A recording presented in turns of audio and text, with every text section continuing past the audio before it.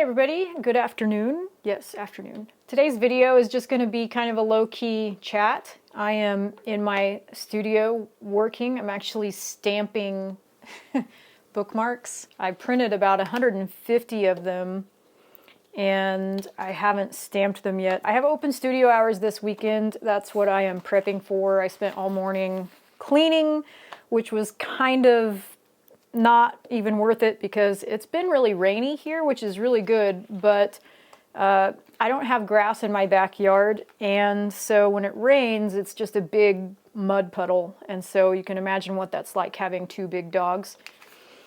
So it's kind of impossible to keep the studio clean with all of that mud out there and the dogs going in and out. So I did my best to clean it, and I'm just gonna leave it as is now, because every time the dogs come in here, they leave little dirt balls and pieces of mud and whatever, and I try to take my little hand vac and clean it up. But I just finished stamping my last bookmark. My bookmarks look like this. They're made of canvas, so I print on loose sheets of canvas, and then I stamp the back with my logo. That's an old logo actually, but I'm too cheap to buy a new stamp.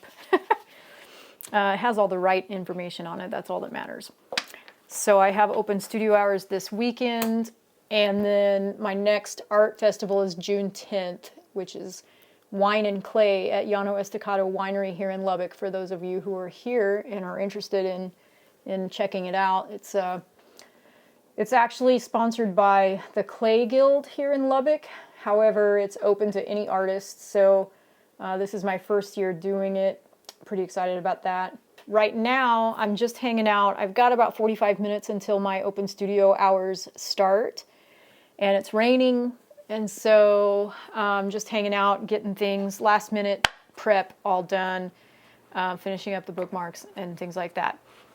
I thought I would just have a low-key chat while I'm waiting for people to show up for open studio hours, but I also got another Amazon package today, and I opened it before I realized that I hadn't ordered it, that it actually came from a subscriber.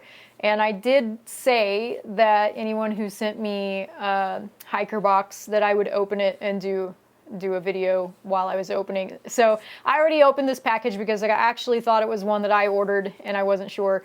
But as soon as I opened it and saw that the things inside were things that were on my hiker box list and not things that I ordered myself, I realized that I had opened a subscriber bought hiker box. So I didn't take anything out yet. I just peeked in and saw what was on top of the bag.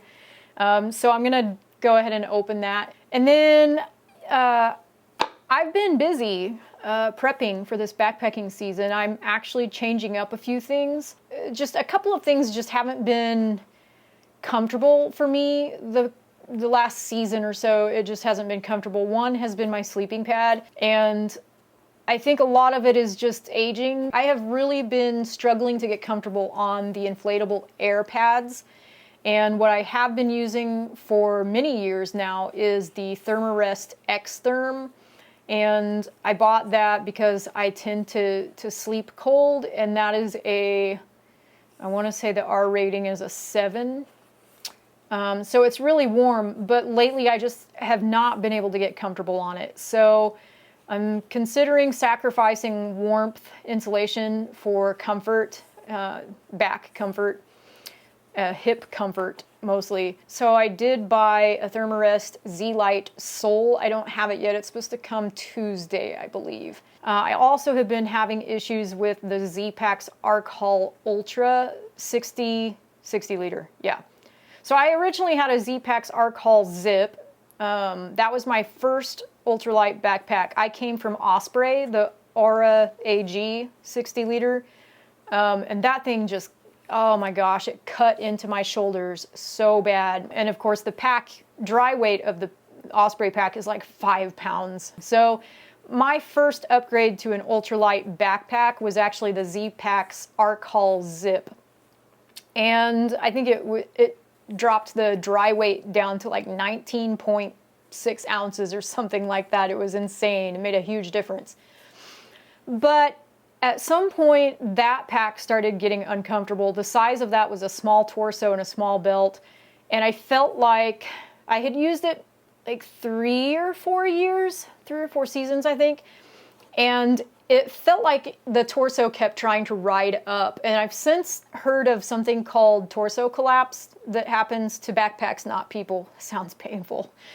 But some packs, I guess, the torso can actually collapse and get shorter. I couldn't tell you for sure if that's what was happening, but it felt like that was what was happening. And no matter what I did to adjust it, I couldn't get it to adjust. It just, the hip belt kept sitting higher and higher up, and I couldn't get it comfortable. So I sold that and I bought a Z-Pax Ultra in a size medium torso because I thought that would solve it. My torso length is not a medium in any manufacturer's sizing. They're all a little bit different, but I mean, I'm pretty much a small. But I bought this medium thinking somehow that it would resolve the torso collapse thing and it would fit better. Well, that was a mistake. I don't know why I thought that would solve it. The medium, of course, was too long for my torso. And then, so all of last season, if you know how a Z-Pax Arc pack is made, you know, it has the frame that arcs out, and then there's like a carbon fiber bar that goes across the top. And that top bar kept hitting me in the back of the neck and the lower head. And every time I would climb up a really steep hill, looking up to see where I was going, I would always hit that bar. It was so uncomfortable. So I ended up selling that this year. And I got instead, because I'm fangirling about the Durston gear, I bought a Durston Kekwa 40. And I'm going to do a video about that pack soon, but I want that video to be a pretty good, high quality, well done video, so I'm taking my time on it. But I will say that I'm just continually impressed with Dan Durston. I emailed him to ask him a question about the pack before I do the video because I wanted to make sure I had my information correct. And I honestly didn't think he would respond because it was kind of a silly question that, you know, we nerds like to have the answer to, but probably wasn't crucial information. So I kind of assumed that maybe he would just blow it off. I'm sure he gets like a ton of emails a day. And so I didn't really think that he would respond, and he did. You know, the gear, quality of the gear and the comfort of the gear, the effectiveness, the functionality, all of that is number one priority. But I have to say, if there are two companies that the functionality and the quality are really close, I'm going to end up buying the gear from some cottage company where the creator, the designer, actually responds to emails. And, you know, another thing, if any of you have been watching other Durston gear videos on YouTube, you can almost always count on there being a comment from Dan on almost all of them, whether it's just a, hey, thanks for the video comment, or if somebody has a serious critique, then he'll actually comment and suggest ways to improve it, or you know, all of the comments that I've seen have been very polite, very courteous, very helpful. And man, I tell you what, that makes a big difference to me in who I buy my gear from, what companies I buy my gear from. So call it fangirling if you want. I am sold on Dan Durston gear, partially because of the quality of the gear and partially because of the man behind it. He's just a great guy. He's one of us, you know. It really feels like that he's just one of us. He's a backpacker. He wanted something that had better functionality and was better designed, and so he designed it. So I'll do the video about the Kekwa 40 backpack soon. So that was the other one, the other gear change. And then pillows, because I struggle with neck pain. I struggle getting my neck comfortable along with my hips and back. So I have been seeing so many videos about the Trekology pillows, inflatable pillows, and so I bought one of those. It's heavier than the one I had been using, but it's it's designed more ergonomically. I'm trying a couple of new chamois for wiping condensation off the inside of the tent in the mornings, and even the outside. If there's not that much on the outside, then I'll wipe the outside off too before I take the tent down, just so there's a little bit less moisture when I pack it up. But I bought 2 different types of chamois. ShamWow, I bought a pack of 2, so I'm gonna try that. And then I also bought a package of, it's more or less the same thing as a Swedish dishcloth, but it comes on a roll and they're serrated like paper towels. And those are a little bit lighter and smaller, but also supposed to absorb like an insane amount of liquid. I also have plans to redo all of my backpacking series videos that I did a couple years ago when I very first started my channel. Compared to the quality that I'm putting out now, those videos kind of suck. So I have plans to redo those with the updated gear that I'm using now. I'm getting very anxious to be out there now. What I do to help with the being anxious about going is I do videos. I also have one more company sending me a product to review, I think, that I know of. So stay tuned for that. It's also backpacking gear. I don't actually accept these free products unless it's something I could potentially use backpacking or car camping, living out of the car, you know, on these longer trips, things like that. So my battery is about to die on my camera, so I'm going to replace it, and then I'll come back with the hiker box that I just got from a subscriber, and we'll see what's in it. And then I'll go through and I'll show you some of the new gear that I just got that I'm going to use this season. The dogs aren't out because of my open studio hours. I kennel them during open studio hours, so they will not be helping me unpackage this one. I know I'm not as fun to watch opening packages as the dogs. So the reason I like this tea, or the reason why I want to try this tea, I haven't actually tried this exact kind, but peppermint is good for respiratory issues. So I have exercise-induced asthma, and I generally carry a few peppermint candies in my backpack belt pocket, so that if I start feeling like I'm struggling with the breathing, I can pop a peppermint candy, and that helps. Turmeric, good for inflammation. Peppermint, good for my asthma. And clove, I think clove also is good for inflammation. Oh, what's this? Oh my goodness, yay! Gardettos. I love these things. That's awesome, thank you.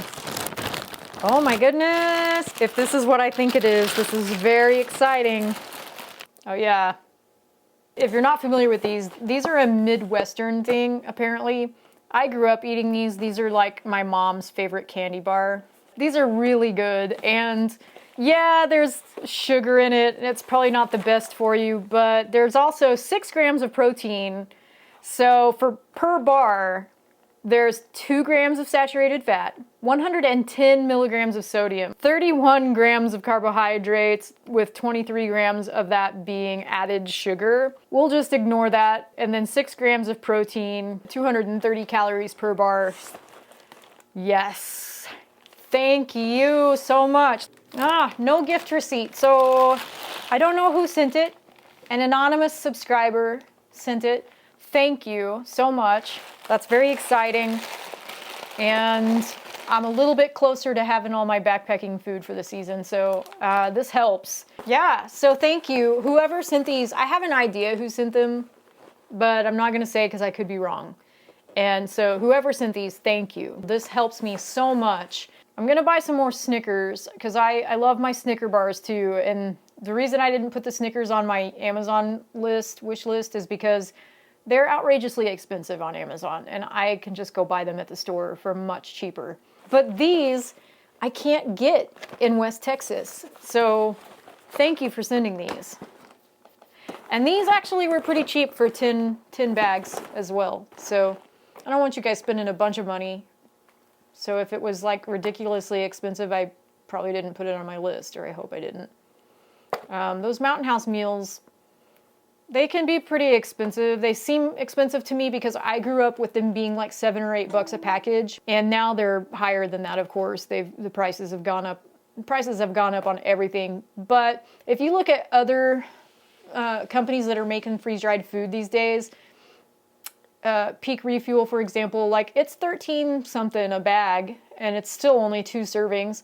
And is it healthier? Is it better food? I don't know. I actually like Mountain House meals, and reading the back labels, I don't think it's any less healthy than any other freeze-dried meal. Like, it claims to have real ingredients in it, so I don't know. Somebody correct me if I'm missing something, but I've pretty much always used Mountain House. I like their meals, and I feel confident in pretty much all of their meals that I'm going to like it, that it's not going to upset my stomach when I'm on trail and things like that. But I did buy a Peak Refuel meal. I paid $13.25 for it, plus tax. And I only bought one because that's all I was willing to spend. But I'll report back if I like it or not. So I can't remember even now what I got. Hang on, I'll go look. Homestyle chicken and rice is the one that I bought. We'll see if I like the Peak Refuel or not. I'll let you know. Anyway, thank you. It's all getting used on trail this season. All of it. Yes, I am absolutely going to eat 24 salted nut rolls on the trail this season in 2 weeks. That's 12 a week, 2 a day. Those of you who watched my most recent Wild Minds episode know that I have been really getting into this, basically kind of studying how menopause affects the female athlete, because I'm definitely going through that and experiencing some things, specifically with inflammation. This year I bought a bottle of Hall Legend is the brand, glucosamine chondroitin gummies. There's no sugar in this. That's why I bought this brand, because a lot of the gummies actually have quite a bit of sugar in it. I gotta use my flashlight on my phone to read this. So it has 100 milligrams of turmeric extract, 100 milligrams of Boswellia serrata extract. I don't know what that is. 300 milligrams of MSM, 1,200 milligrams of chondroitin sulfate sodium, 1,500 milligrams of glucosamine sulfate. And this is per 2 gummies. So I'll just show you what the label looks like on this. This is what I bought. Like I said, I haven't used this yet, but I'm anxious to use it on the trail. I'll probably start using it a few days before I hit the trail and see if it makes a difference. So I'm trying to change up my water system this year. So I've been using the Katadyn B-Free filter for a few years now, and I really like it. That's working really well for me. And I've never had the issues that I have heard others experience as far as it getting really slow. I've not had that experience. So I'm happy with the Katadyn B-Free filter. I'm not changing that, but what I am changing is my dirty water bottle and clean water bottle setup. In the past, for clean water, I had used vapor collapsible bottles, which actually worked pretty decently. And if my new idea doesn't work, then I will go back to using the vapor bottles. Last season, I tried using soft body bottles, 1 liter bottles, and for drinking, I don't really like the soft body because they're so flimsy, and when I'm trying to drink, I want something a little more rigid. I'm taking a weight penalty on this, but I did get a Nalgene wide mouth bottle, and it weighs 3.8 ounces. So like I said, I'm taking a weight penalty, but I feel like it'll be a better bottle for me to drink out of. So this is what I'm going to use this season. Well, I'm going to try it on a test hike first and see how I like carrying it in the pocket and drinking, filtering into it and drinking out of it. But so this is it. And it's just it's a hard plastic. You know, you can set it on the ground and it's going to sit upright. It's not going to fall in on itself. You know, it's going to be easier to filter into, and it's going to be easier to clean. I'm doing away with the whole bringing 2 1-liter bottles to drink clean water out of and electrolytes, because I always end up just using one bottle anyway. So I'm going to a system where my dirty water bag is bigger and I'm just bringing one 1 liter hard-sided bottle to drink out of and mix electrolytes into. And so I'm gonna try the Nalgene as my clean water bottle. And I did buy the little, I think they call it an easy sipper, that just sits down into the neck of the bottle so you can drink more easily out of it while you're walking or whatever without splashing water or electrolyte juice all over you. I think it should fit in my pack pocket pretty easily. You know, if I position it in the pocket just right, I should be able to just grab it by this little plastic handle and pull it out. A lot of the comments were saying that it had a really strong plasticky taste that was impossible to get rid of. I soaked mine in baking soda and water overnight and then washed it again with dish soap, Dawn dish soap. I don't smell it anymore. And it did have a significant smell when I first opened it. I also did that on my new dirty water bags. So I bought 2, and that's because on the Colorado Trail, especially where I'm at now, I'll probably bring the 3 liter one, but on all other trails, I really only need 2 liters. And so I bought both. And these are the HydroPack Seeker bags. The 3 liter is probably what I'm gonna be using on the Colorado Trail because there are quite a few long water hauls where I'm at now. And what I'm planning to do is just fill this thing up, have the Be Free. This is a 42 millimeter thread. I'll have the Be Free on this. And this is, I hope, either gonna go in the front bungee pocket on the pack, or I'll lay it on top and strap it on the top. It depends on where it fits best when it's full. Okay, so with the new pack, there are fewer straps on the Durston compared to the Z-Packs I had been using, and I'm happy with that. I actually prefer fewer straps, but I do kind of want to see if I can add a couple of straps. I'm still thinking this all out, but I bought some paracord bungee. This is the brand. I bought it off Amazon.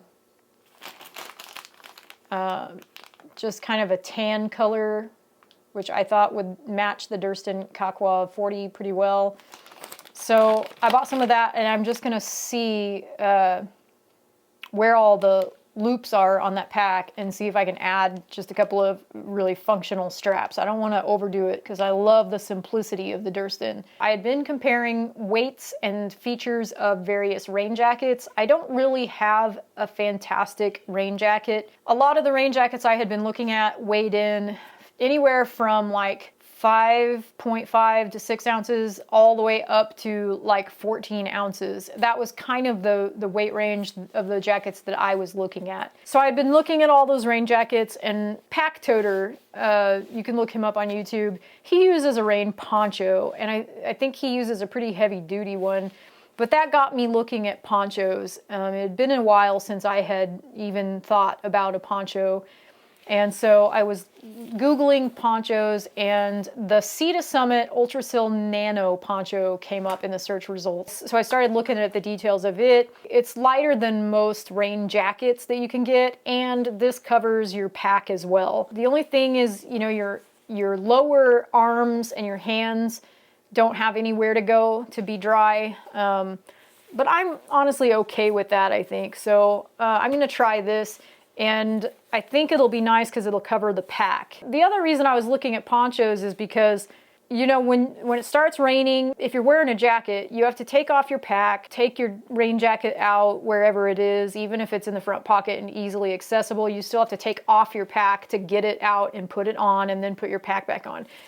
And with a poncho, I like the idea of just being able to, like, in the Durston Kakwa, and I'll put this in the review video that I do of it, but there's a secret zip pocket on the left-hand side, and my plan, if it works, is to put my poncho in that secret zip pocket. So if it starts raining, all I have to do is reach into that secret zip pocket, pull out my poncho, and put it on. I don't have to take the pack off.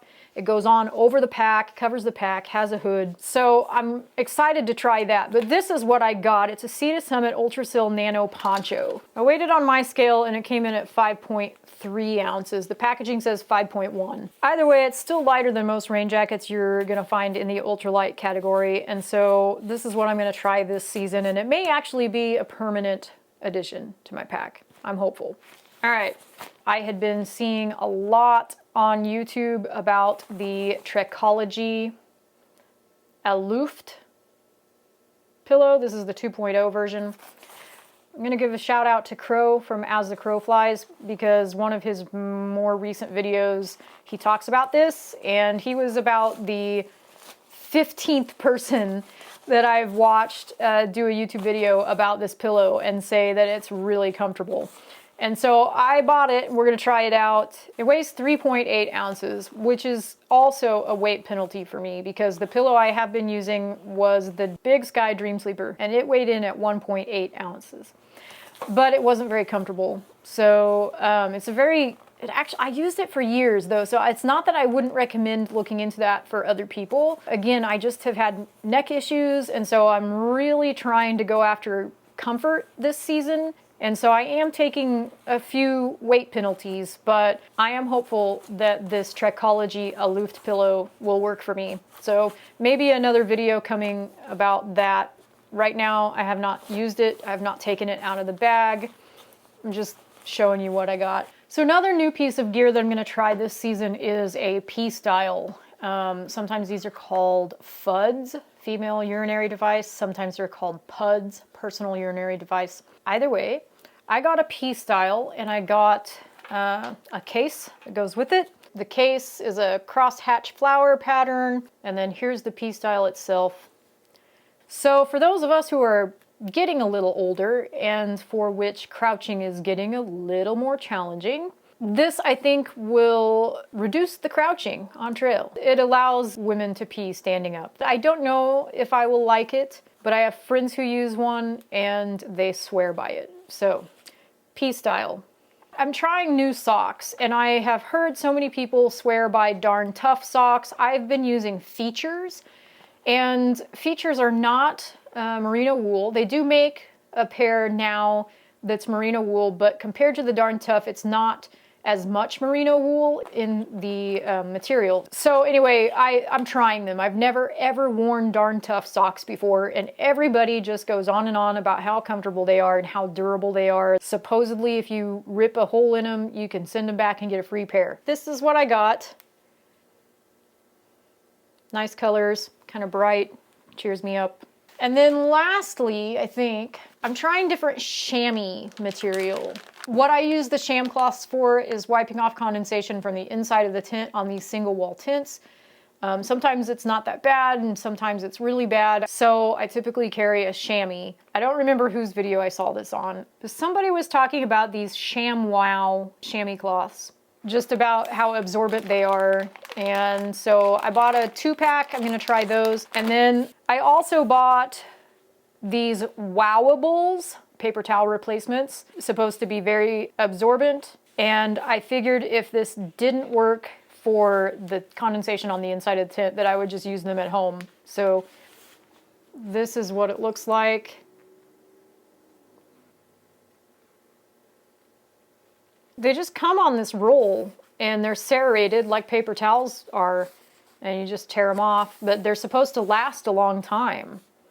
So we'll see. I just did a video about an electric bidet that I'm gonna try. I have some ideas. You know, after I made the video is when I really started getting some ideas, especially the idea about using it as a shower on the trail. Again, I'm gonna be out for 2 weeks this season with a resupply in between, and the place where we're getting our resupply box does have a shower, but it's difficult for me to use a shower when I have the dogs with me because there's nowhere for me to leave the dogs, and I'm just not willing to tie them somewhere and leave them. I'm not gonna do that. So for me, going inside a bathhouse to shower is just not an option.